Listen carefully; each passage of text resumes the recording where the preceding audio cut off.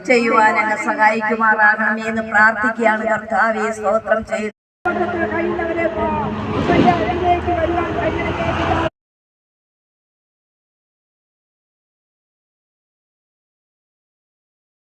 പുകയില ഉൽപ്പന്നങ്ങൾ മൂലം പ്രതിവർഷം 8 ദശലക്ഷം ആളുകളാണ് അകാല മൃത്യു വരിക്കുന്നത്. വലിയൊരു ആക്സിഡന്റ് സംഭവിച്ചു, രക്തം മാറുന്നുകൊണ്ടിരിക്കുക, മരണാസന്ന നിലയിലായി. അപ്പോഴ് ഡോക്ടേഴ്സ് പറയുന്ന ഒരു കാര്യമാണ്, അതുപോലെ തന്നെ ഭീകരമായ രോഗത്തിൽ ഇതുപോലെ ലഹരിക്ക് അഡിക്റ്റായി ഇനി രക്ഷയില്ല, ഇതിന് അടിമയായി.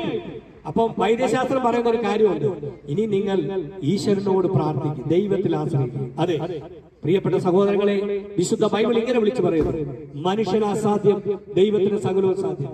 ഈ സ്വസ്ഥതയോടോ സ്വൈര്യതയോടോ ഈ ഭൂമിയിൽ ജീവിക്കാൻ കഴിയാതെ വണ്ണം ഭൂമിയെ മാലിന്യങ്ങൾ കൊണ്ട് നിറയ്ക്കേണ്ടതായ ആ അന്തരീക്ഷത്തിലേക്ക് നമ്മൾ ഇപ്പോൾ മാറ്റപ്പെട്ടിരിക്കുന്നതായ ഒരവസ്ഥയാണ് നമുക്ക് മനസ്സിലാക്കാനായിട്ട് സാധിക്കുന്നത്. നമ്മളിങ്ങനെ നിസ്സാരമായിട്ട് പുറത്തേക്ക് വലിച്ചെറിയുകയും കത്തിച്ചു കളയുകയും ചെയ്യുന്നതായ പ്ലാസ്റ്റിക് മാലിന്യങ്ങൾ നിമിത്തം വിവിധ തരം ശ്വാസകോശ ക്യാൻസറുകളാണ് നമുക്ക് സമ്മാനമായിട്ട് കിട്ടുന്നത്. ആകെ